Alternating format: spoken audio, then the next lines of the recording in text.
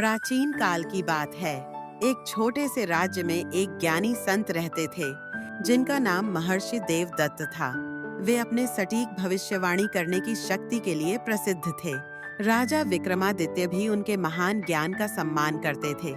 एक दिन एक गरीब ब्राह्मण रोता हुआ संत के पास आया और बोला, गुरुदेव, मेरा जीवन दुखों से भरा हुआ है।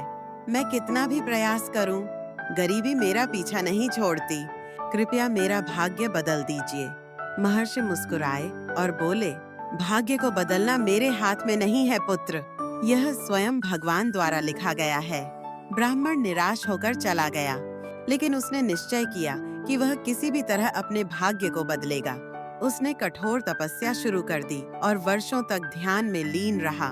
उसकी भक्ति से प्रसन्न होकर स्वयं भगवान विष्णु प्रकट हुए और बोले, वर मांगो वत्स। ब्राह्मण ने हाथ जोड़कर कहा, प्रभु, मैं अपने भाग्य को बदलना चाहता हूँ, मेरी गरीबी दूर कर दीजिए।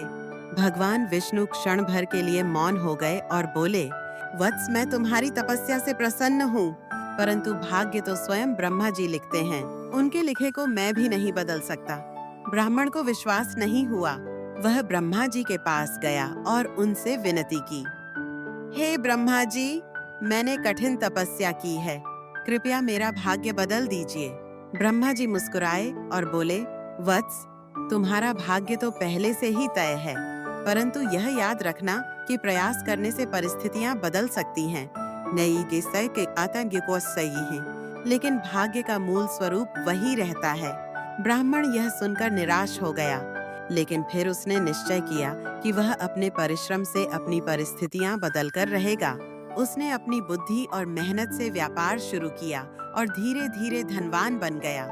समय बीतता गया और एक दिन वह संत देवदत्त के पास पहुंचा और बोला, गुरुदेव, मैंने भगवान से भी भाग्य बदलवाने की विनती की थी, लेकिन उन्होंने कहा कि यह संभव नहीं है। फिर भी मेरे जीवन में सुख समृद्धि आ गई। यह कैसे हुआ?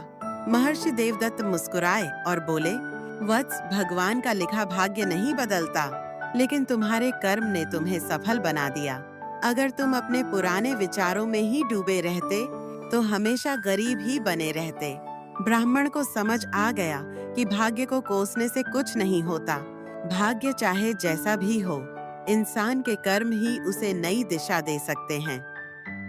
शिक्षा: भगवान का लिखा भाग्य नहीं बदल सकता, लेकिन हमारे कर्म उसे सही दिशा में मोड़ सकते हैं।